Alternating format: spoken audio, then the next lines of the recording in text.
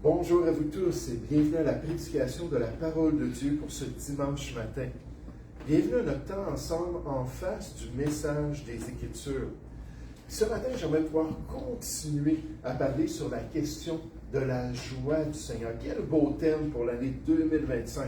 La joie du Seigneur dans l'expérience du chrétien. De cette œuvre de grâce dans son cœur, de la part de son Sauveur, de la part de l'Esprit de Christ, qui veut se manifester concrètement dans les difficultés et les défis de la vie chrétienne. Alors Dieu ne nous a pas laissés orphelins. Il ne nous a pas laissé vivre nos tentations ou vivre nos épreuves seuls, bien au contraire. Il veut nous accompagner et ce matin, on va se baser sur notre verset du mois pour pouvoir considérer la joie et l'espérance. La joie et l'espérance. La joie et l'espérance qui sont liées ensemble dans la révélation de Dieu, qui se soutiennent mutuellement pour le bien du chrétien, qui permettent à l'enfant de Dieu de persévérer dans les voies du Seigneur et de continuer malgré tout dans la volonté de Dieu, étant soutenu par l'œuvre de Dieu dans son cœur. L'œuvre de Dieu à l'intérieur de lui, la joie et l'espérance. Cherchons ce matin notre verset du mois pour considérer cette vérité encourageante de l'Épître aux Romains. Dans Romains chapitre 15. Romains chapitre 15. Alors que l'apôtre Paul offre ses dernières salutations aux chrétiens de Rome, alors qu'il leur donne les dernières instructions et il leur dit au verset 13, Romains chapitre 15 au verset 13, il dit que le Dieu de l'espérance vous remplisse de toute joie et de toute paix dans la foi, pour que vous abondiez en espérance par la puissance du Saint-Esprit. Je pense que ça vaut la peine de le lire encore, mais on va tous le dire ensemble, d'accord? Romains 15, 13, que le Dieu de l'espérance vous remplisse de toute joie et de toute paix dans la foi, pour que vous abondiez en espérance par la puissance du Saint-Esprit. Merci. Alors, qu'est-ce que Dieu nous dit ce matin d'après ce passage? Qu'est-ce qu'on doit retenir dans notre cœur pour être encouragé dans les voies de Dieu? J'aimerais vous suggérer que ce texte nous enseigne premièrement que Dieu est le Dieu de l'espérance. Dieu est le Dieu de l'espérance. C'est lui qui le révèle, c'est lui qui veut qu'on comprenne ça dans ce passage. Le Dieu qui produit de l'espérance dans le cœur du croyant. Le Dieu qui voit le besoin d'espérance dans l'expérience de son enfant. Le Dieu qui soutient son espérance, pour ceux qui lui appartiennent, puisque l'espérance est clé pour l'épanouissement et la persévérance de l'enfant de Dieu. Quand on parle d'espérance ici, qu'est-ce qu'on veut dire exactement? L'espérance, c'est le désir du cœur humain de vivre un meilleur avenir tout en l'attendant patiemment cet avenir-là. Donc l'espérance, quand on voit ça dans le Nouveau Testament, c'est le désir du cœur humain de vivre un meilleur avenir. Par exemple, dans Romains chapitre 8, on nous parle de la gloire. Lorsqu'on va quitter ce vieux corps-là, lorsqu'on va revêtir le corps de gloire, puis on va être dans un royaume parfait où la justice va régner, on nous parle de notre espérance envers la prochaine vie, que notre citoyenneté n'est pas ici-bas, que notre royaume n'est pas ici-bas, mais qu'on s'en va dans cette prochaine vie-là. C'est quelque chose qui nous motive parce qu'il y a des choses merveilleuses qui nous attendent dans la présence du Seigneur. Mais l'espérance aussi touche à notre marche dans ce monde. Elle touche aussi à notre expérience ici-bas. Pour le chrétien qui doit garder espoir envers demain, qui doit savoir que Dieu va être présent dans son futur, qui doit comprendre que le Seigneur ne l'abandonnera jamais, même dans son avenir lointain. Parce que Dieu, c'est le Dieu d'amour, d'après les Écritures. C'est un Dieu de justice et de sainteté, un Dieu de vérité et de lumière, un Dieu de consolation et de miséricorde, mais il nous dit de même ce matin qu'il est le Dieu de l'espérance. qui veut nous soutenir dans notre espérance envers notre avenir. Un auteur nous dit, l'espérance du croyant n'est pas un vague souhait pour l'avenir. L'espérance du croyant, c'est une attente confiante, fondée sur les promesses de Dieu, assurée par l'œuvre de Christ et soutenue par la puissance du Saint-Esprit, nous dit le pasteur John MacArthur. Il dit, c'est l'œuvre même de Dieu. Le nom donné à Dieu ici dans notre verset du mois nous réjouit. Le Dieu de l'espérance. L'espérance attend avec exultation, avec conviction pour toujours et à jamais. Or, si Dieu est le Dieu d'espérance, le croyant peut attendre avec patience et joie les choses certaines et glorieuses de l'avenir. Mais cet auteur nous dit, si un des saints ou un des chrétiens est abattu, déprimé et découragé, il cède alors à un esprit directement contraire à sa volonté, c'est-à-dire à la volonté de Dieu, à la volonté de notre Père céleste. Alors que Dieu nous présente cette espérance qui est si importante pour l'enfant de Dieu. Vous savez, même les experts du monde comprennent le rôle de l'espérance pour soutenir le rétablissement de leurs patients. Quand on lit en psychologie, puis on regarde les différentes théories de la psychologie, on voit que l'espérance, ça revient comme un élément important. Comment l'espérance est vitale pour le progrès des patients et même pour leur guérison personnelle. Par exemple, le Dr. Snyder, un psychologue de formation, affirme concernant l'espérance. Il dit, l'espérance est vraiment la pierre angulaire de la santé mentale. Elle fournit la motivation nécessaire pour surmonter les difficultés et la conviction que le changement est possible. Même dans le monde, même les experts qui travaillent avec ces gens-là qui ont toutes sortes de dépendances, toutes sortes de problèmes mentaux, des problèmes psychologiques, même ces gens-là voient l'importance cruciale de l'espérance dans la vie de leurs patients. Et notre Dieu, ce matin, désire qu'on comprenne qu'il est le Dieu de l'espérance. Il est celui qui veut développer et soutenir l'espérance dans notre vie chrétienne, qui désire se manifester pour que le croyant conserve son espérance, peu importe les difficultés qu'il rencontre ici-bas. Ça, c'est ça la différence entre les techniques du monde puis les approches des inconvertis, puis l'œuvre de Dieu en nous. C'est qu'on ne peut jamais régler tous les problèmes de notre vie. On ne peut jamais se débarrasser de toutes les tentations et les épreuves de notre existence. Mais Dieu dit que ce n'est pas les circonstances à l'extérieur qui doivent changer, c'est l'intérieur du chrétien qui doit être transformé. Alors que Dieu doit se manifester en lui pour lui permettre dans n'importe quelle circonstance d'être en mesure de continuer à glorifier Dieu, à rendre grâce en toutes choses, puis aller de l'avant dans le zèle que le Seigneur veut communiquer à notre cœur. Alors que Dieu nous transforme, alors que Dieu nous sanctifie dans ses voies et nous rend de plus en plus semblables à Jésus qui a tout accompli, qui a tout fait ce que Dieu désirait, l'homme de douleur, habitué à la souffrance, la Bible nous dit, et pourtant, il n'a jamais cessé de croire et d'espérer dans la manifestation de son Dieu.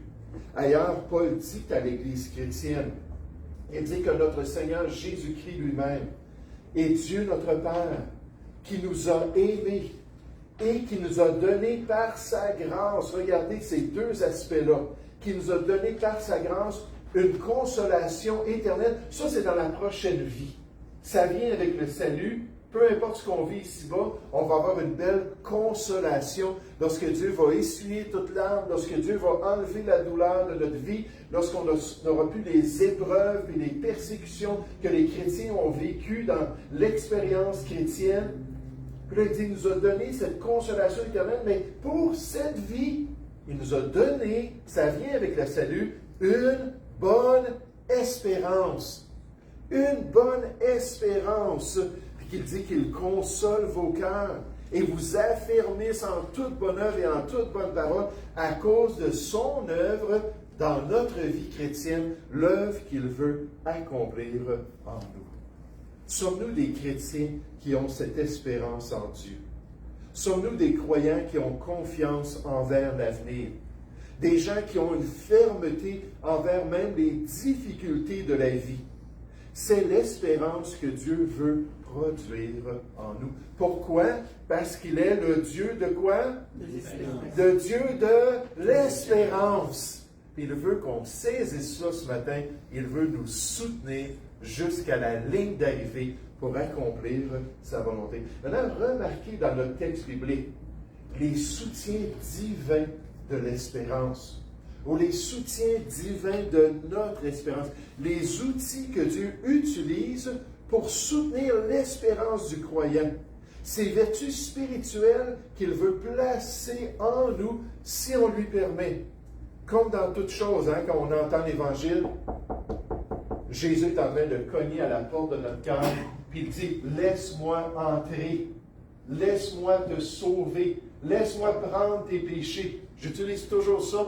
Tom pourrait en rendre témoignage. Je suis là, puis je parle à quelqu'un, une porte, puis j'explique, là, je cogne sur la porte.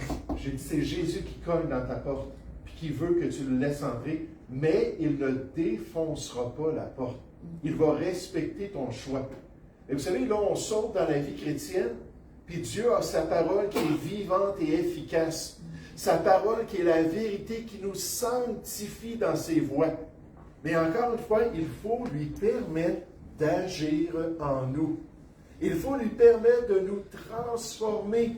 Puis Dieu ne nous forcera pas, ne s'imposera pas, mais il veut nous donner ces capacités-là, il veut nous donner ces œuvres-là de son esprit pour nous permettre de conserver notre espérance jusqu'à la fin, pour nous encourager à nous confier toujours en lui, à marcher fidèlement. Regardez comment Romains 15, au verset 13, nous les présente, ces outils-là, ces vertus-là que Dieu veut mettre en nous.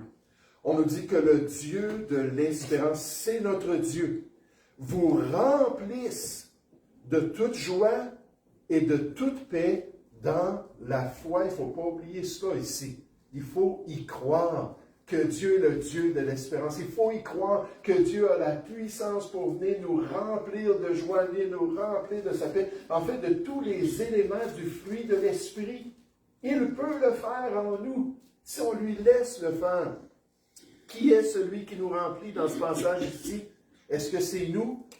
Non, c'est le Dieu de l'espérance. Mais que le Dieu de l'espérance vous remplisse de toute joie et de toute paix dans la foi, pour que vous abondiez en espérance, que ça déborde, n'est-ce pas? Cette espérance-là dans votre vie par la puissance du Saint-Esprit. C'est Dieu qui veut le faire. C'est lui qui veut placer la joie et la paix dans notre cœur, notre homme intérieur. C'est lui qui veut ainsi nous soutenir et soutenir notre espérance envers l'avenir pour qu'on puisse continuer fidèlement dans ses voies. Peu importe ce qui se passe à l'extérieur, peu importe les pressions qu'on vit, peu importe les difficultés relationnelles, peu importe les malaises dans notre corps physique, notre homme extérieur, Dieu nous dit qu'il veut se manifester par l'intérieur pour nous permettre d'être boostés spirituellement, d'avoir l'adrénaline spirituelle pour garder de l'espérance malgré tout dans notre vie. Un auteur nous dit, la joie et la paix ne sont pas des réalisations humaines. Ce sont des dons divins, c'est-à-dire des dons de Dieu. C'est lui qui veut nous remplir de ça. Produits par Dieu, par le Saint-Esprit. Elles nous sont données afin que notre espérance en lui ne soit pas fragile, mais que l'espérance soit ferme, j'aime tellement ça, soutenue et fortifiée, quelles que soient les circonstances. Peu importe ce qu'on vit ici-bas dans ce monde. Le Saint-Esprit utilise la joie et la paix que Dieu donne pour nous remplir d'espérance. Wow, c'est difficile. Wow, c'est pénible ce que je suis en train de vivre là. Wow, peut-être la séparation avec mon épouse, ou peut-être mes enfants qui sont adolescents et qui sont rebelles, comme c'est pénible. Mais je vois de la joie à l'intérieur de moi. Je vois de la paix malgré tout. Hey, Dieu est vivant. Dieu est là, puis il se manifeste. Ça m'encourage parce qu'il va m'accompagner tous les jours jusqu'à la fin du monde. Et je vais continuer à accomplir sa volonté. Pourquoi? À cause de ces outils-là qu'il met en nous, qui nous permet de le faire. Le Saint-Esprit utilise la joie et la paix que Dieu donne pour nous remplir d'espérance. Le croyant qui marche par la foi ne se laisse pas décourager par les circonstances, car son espérance repose sur Dieu qui ne peut faillir. Si vous dites ce matin, oui, pasteur, c'est bien beau, mais moi, ce n'est pas mon expérience. C'est pas ça quand je suis éprouvé, quand je vis des difficultés, quand j'ai des pressions. Je ne la vis pas, la joie, et je ne la vis pas, cette paix-là. Je ne suis pas rempli de Dieu. Mais si c'est le cas, je vous encourage à demander, Seigneur, change-moi. Parce que qu'est-ce que Dieu nous dit dans les Écritures? C'est exactement ce qu'il veut faire. Il veut nous remplir. Il veut permettre ces choses-là dans notre vie. Éphésiens 5 au verset 18, ne vous enivrez pas de vin, c'est ce qu'on va faire quand on vit des choses difficiles. On va aller vers la boisson, vers les drogues, vers d'autres dépendances. Ne vous enivrez pas de vin, c'est de la débauche, du désordre.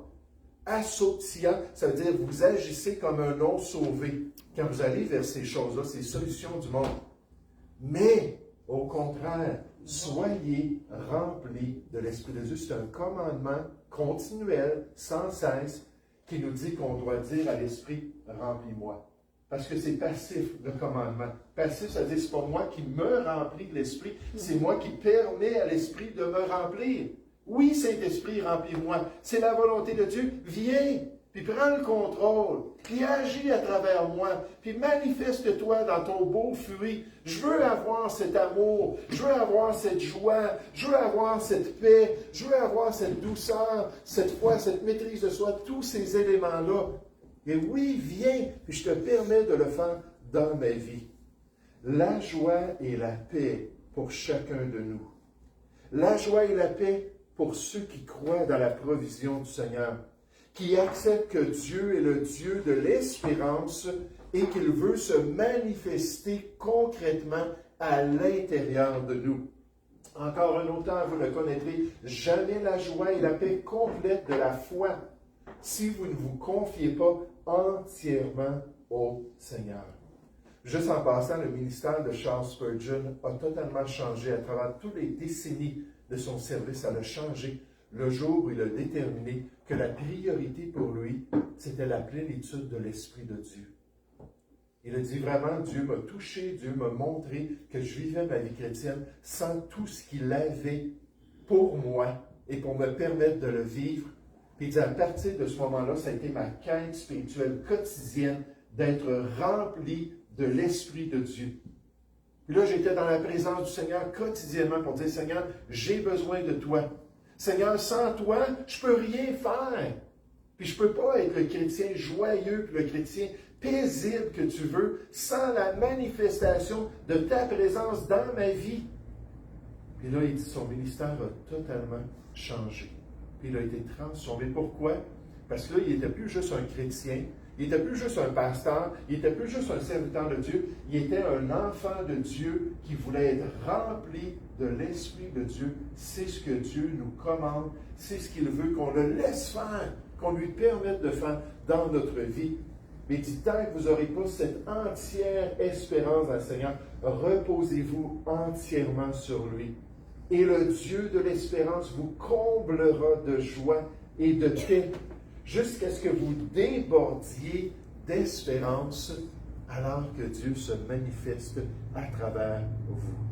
Frères et sœurs, on doit s'appuyer sur le Seigneur avec une foi inébranlable, lui faisant confiance de tout notre cœur pour pouvoir expérimenter cette joie et cette paix-là. C'est lorsqu'on s'appuie sur lui qu'on peut véritablement bénéficier de sa providence divine et connaître cette espérance-là qui nous soutient sans cesse dans ses voies. Alors la question pour nous ce matin, c'est est-ce qu'on se confie dans le Seigneur quotidiennement? Qui aimerait être rempli de joie puis rempli de paix? Montrez-moi vos mains si c'est le cas. Quotidiennement, rempli de joie, rempli de paix. Alors, la question, c'est est-ce qu'on se confie en lui pour avoir ce fruit spirituel? Est-ce qu'on s'attend à lui? On peut même lui dire, Seigneur, tu le promets dans les Écritures, pour pourvoir la joie et la paix dans notre marche chrétienne. Est-ce qu'on lui fait vraiment confiance dans la foi? C'est comme ça que ça déclenche la grâce de Dieu. Seigneur, tu es tellement grand, tu es tellement bon, ton esprit est majestueux. Tu peux faire n'importe quoi, Seigneur, dans ma vie. Alors je me confie en toi et je m'attends à toi pour que tu puisses me soutenir dans tes voies. J'aimerais ça qu'on termine ce matin en réfléchissant un peu sur cette question-là du Saint-Esprit et de notre espérance. Le Saint-Esprit et notre espérance. Le Saint-Esprit qui est encore la force et la capacité pour avoir la victoire dans notre vie chrétienne. Qui est celui qui produit ce merveilleux fruit, incluant la joie et la paix, pour qu'on soit fortifié dans notre espérance, pour qu'on ait du courage envers l'avenir, sachant que Dieu est en nous et qu'il veut se manifester dans notre homme intérieur.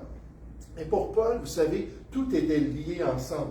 L'esprit, le fruit de l'esprit, puis la persévérance de l'enfant de Dieu dans les voies du Seigneur. Tout était lié ensemble. Aux mêmes chrétiens à Rome, il leur a dit, réjouissez-vous en espérance. Donc la joie et l'espérance ensemble. Réjouissez-vous en espérance. Puis comment est-ce que ça nous soutient?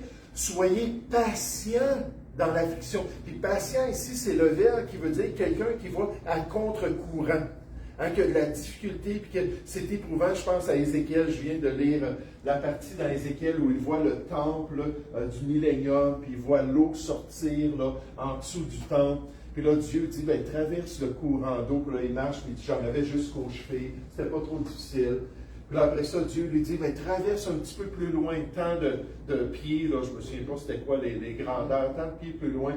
Là, il commence, puis là, c'était rendu jusqu'aux genoux. Il dit, ouais, le courant est pas mal fort. Puis là, il s'en va. Puis là, après ça, Dieu lui dit encore plus loin. Puis là, il y en avait là, jusqu'aux hanches. Puis là, il dit, ouais, c'est difficile. Puis finalement, une dernière fois, si je ne me trompe pas, puis là, cette fois-là, là, c'était trop. Le courant était trop. Et je pensais à ça, puis je pensais à cette idée-là de la persévérance ou de la patience dans le Nouveau Testament. C'est-à-dire de forcer contre résistance. Hein, quand quelqu'un qui s'entraîne, là, puis là, il travaille, puis là, il met un petit peu plus de poids, puis il veut forcer encore plus. Là, c'est forcer contre résistance. Donc, on a de l'opposition dans notre vie. On a des difficultés. Au début de la vie chrétienne, ça ne prend pas grand-chose pour nous arrêter. Hein, puis là, on ne va plus de l'avant, puis on est découragé, puis ainsi de suite. Mais là, on grandit alors qu'on est éprouvé. Ça développe, Jean 1, versets 2 et 4. L'épreuve développe la patience, la capacité de forcer encore plus. Puis là, on va encore plus loin. On est encore plus éprouvé, mais on est capable encore, on est plus fort. Puis plus ça va, plus on devient fort par la grâce de Dieu dans les voies du Seigneur. Pourquoi? Parce que Dieu permet ces choses-là dans notre vie pour qu'on devienne de plus en plus comme Jésus lui-même.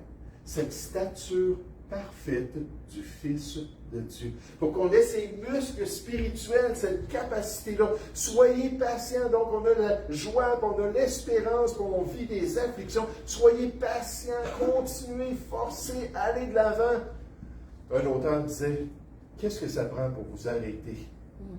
Hein, c'est révélateur. Si c'est une petite pécadille, notre force n'est pas très grande. Si ça prend de grandes choses, notre force est un peu plus grande. Mais qu'est-ce que ça prend pour nous arrêter de faire ce qui est bien dans notre vie chrétienne? Puis Dieu veut qu'on ait la capacité. Soyez patients dans l'affliction, persévérez dans la prière, parce que Dieu vous soutient dans ses voies. Regardez Romains chapitre 15, verset 13, alors que l'apôtre des gentils vient confirmer ça dans notre passage principal, au verset 13, ça dit que le Dieu de l'espérance vous remplisse de toute joie et de toute paix dans la foi, pour que vous abondiez en espérance, qu'on nous dit, par la puissance du Saint-Esprit. Par la puissance du Saint-Esprit. Oh! Ça, c'est important de comprendre ça ce matin. parce que ça nous confronte avec un choix important dans notre vie chrétienne. Parce que la Bible nous dit que c'est soit l'esprit ou c'est la chair qui domine. C'est soit le nouvel homme ou le vieil homme qui se manifeste. Il y a toujours les deux là, qui sont présents dans notre vie. C'est soit la grâce de Dieu ou les efforts humains. Et Paul nous dit non, par la puissance du Saint-Esprit. Non seulement ça prend de la foi, mais en plus de ça, il faut laisser l'Esprit contrôler notre vie.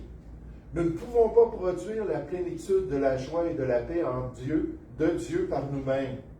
C'est seulement lorsque nous sommes remplis de l'Esprit que son fruit divin, incluant la joie et la paix, prend vie dans nos cœurs, renforçant notre espérance et notre confiance en lui. Et c'est pour cela qu'il faut choisir de marcher selon l'Esprit. Il faut choisir de le laisser produire ce fruit spirituel, le laisser venir nous développer dans les voies de Dieu pour qu'on puisse le glorifier ici-bas. Puis Dieu met ce choix-là entre nos mains. Dans Galates chapitre 5, le grand passage qui fait le contraste entre les deux natures du chrétien, à partir du verset 16 jusqu'au verset 24, et au verset 17, on nous dit « Car la chair a des désirs contraires à ceux de l'esprit, et l'esprit en a de contraires à ceux de la chair. Ils sont opposés entre eux, ils sont dans des tranchées de guerre. » Le terme grec, c'est vraiment un terme militaire. Et là, on a dans notre cœur des tranchées. Vous vous rappelez la Première Guerre mondiale, quand les Alliés allaient contre les Allemands, tout ça, ils se bâtissaient tous des gros tranchées, c'était des kilomètres de long. Là, ça se bombardait l'un côté ou l'autre, les Allemands envoyaient des gaz toxiques, puis toutes sortes de choses, mais le combat se faisait surtout dans des tranchées. Et là, c'était dur de tasser l'ennemi, c'était dur de le faire reculer pour gagner du terrain, parce qu'il était bien ancré dans un tranché. Mais nous, spirituellement, on a ça dans notre cœur. On a des tranchées, puis d'un côté, on a l'Esprit de Dieu, puis le nouvel homme, puis le beau fruit spirituel. Puis de l'autre côté, on a notre vieille nature, qui est entêtée avec ses passions et ses désirs. Et là, la Bible nous dit ici que Dieu peut nous soutenir, que Dieu peut nous accompagner, si seulement on s'en va dans le bon camp, par la puissance du Saint-Esprit. Être prêt à mourir à nous-mêmes, être prêt à porter notre croix, être prêt à crucifier la chair avec ses passions et ses désirs, pour dire non, je vais accomplir le plan de Dieu, et être prêt à marcher selon la grâce de Dieu pour pouvoir le glorifier ici-bas. L'enfant de Dieu doit comprendre que la vie remplie de l'Esprit n'est pas une version spéciale et luxueuse du christianisme. En fait, pas du tout. C'est la maturité chrétienne pour tout chrétien. Cette vie fait partie intégrante du plan global de Dieu pour son peuple, si on est prêt à le laisser se manifester. Si on est prêt à ne plus être des chrétiens charnels, à ne plus être des enfants en Christ. Le Nouveau Testament nous parle de chrétiens qui ne portaient pas de fruits. Et au contraire, c'était quoi qui était évident? C'était les œuvres de la chair qui se manifestaient en eux. Un exemple de ça dans nos temps aujourd'hui, à notre époque, c'est un homme qui s'appelait Thomas. Thomas était un vieux chrétien qui a vécu de nombreuses années dans le désespoir, empêtré dans les désirs de sa chair. Sa vie fut une succession d'occasions manquées et d'espoirs déclinants. Pourtant, un dimanche fatidique, poussé par un profond désir de changement, Thomas se rendit à son église, à son assemblée, qu'il n'avait pas côtoyé sérieusement à travers les années. Thomas, de venir une fois par mois, une fois par 2 mois à l'église, c'était normal pour lui. Puis même peut-être une fois par année pour une occasion spéciale, il n'assistait pas à l'église. Le message du prédicateur le toucha profondément ce dimanche matin. Et lors de l'appel, il s'avança et se repentit devant son Dieu et devant son peuple. Le Saint-Esprit le remplit alors, tandis qu'il déposait ses fardeaux au trône de la grâce. Et à cet instant, un espoir profond s'alluma en lui. Thomas fut transformé, rayonnant de joie et rétablissant ses relations qu'il avait négligées depuis si longtemps, prouvant qu'il n'est jamais trop tard pour celui qui veut revenir au Seigneur de se mettre en règle avec lui. d'être prêt à marcher maintenant par l'Esprit plutôt que d'accomplir les désirs de la chair. Alors, qu'est-ce qu'on a vu ce matin? On a vu premièrement cette vérité importante que notre Dieu, c'est le Dieu de l'espérance. Il nous le dit, il est comme ça. Il veut être là dans notre vie. Il veut nous permettre de garder l'espoir, de continuer malgré tout. C'est un de ses rôles en tant qu'un bon Père céleste, en tant que celui qui aime ses enfants.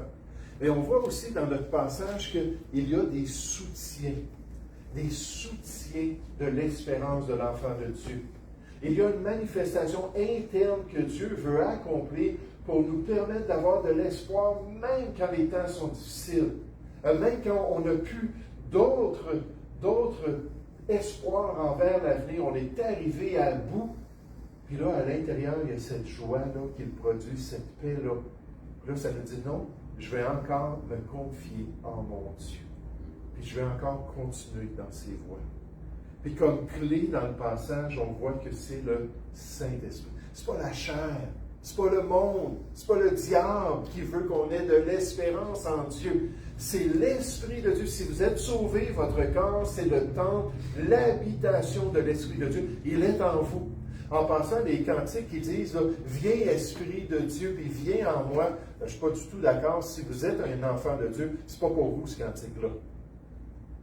L'Esprit de Dieu est toujours en nous. Mais là, on peut lui dire « Viens, puis prends le contrôle. Puis je me donne encore plus à toi, puis je me consacre encore plus à ta personne pour que tu puisses me transformer et me permettre de ressembler à la personne de Jésus-Christ, à celui qui était parfait dans les voies de Dieu. Mais oui, Esprit de Christ, manifeste-toi à l'intérieur de moi, pour qu'on soit rempli de l'Esprit, pour qu'on puisse goûter à ce fruit-là spirituel et qu'on puisse persévérer dans ses voies. En 2025, la joie du Seigneur, c'est l'objectif, n'est-ce pas, de nous rappeler que Dieu veut agir en nous. Dieu veut nous soutenir. Quand on a vu le premier verset dans Néhémie, que la joie du Seigneur sera votre force, votre capacité spirituelle pour vous permettre d'accomplir le plan de Dieu. Et c'est exactement ce que le Seigneur veut faire dans notre vie. Si on est prêt à vivre pour lui et à s'appuyer sur lui quotidiennement. Nous allons prier ensemble. Père Céleste, je me te remercie, Seigneur, pour ce privilège encore de pouvoir prêcher la parole de Dieu, de pouvoir faire un exposé biblique de notre verset du mois, un verset tellement merveilleux, concentré, qui nous montre, Seigneur, l'œuvre que tu veux accomplir dans notre vie. Paul n'a pas dit ça au pasteur, Paul n'a pas dit ça à une élite spirituelle, Paul a dit ça aux Romains, aux chrétiens dans cette église à Rome, à tous tes enfants dans l'assemblée chrétienne, parce que c'est vraiment ton plan pour leur vie. Oh, que le Dieu de l'espérance vous remplisse de toute joie et de toute paix dans la foi, pour que vous abondiez en espérance par la puissance du Saint-Esprit. Seigneur, aide-nous à nous soumettre, aide-nous à accepter cette nouvelle vie, aide-nous à dépendre quotidiennement de ta présence par ton esprit dans notre cœur, pour garder notre espérance et avoir une espérance qui est solide, qui est ferme, qui est inébranlable envers tout ce que tu vas permettre dans notre vie. Seigneur, nous te prions au nom du Seigneur Jésus.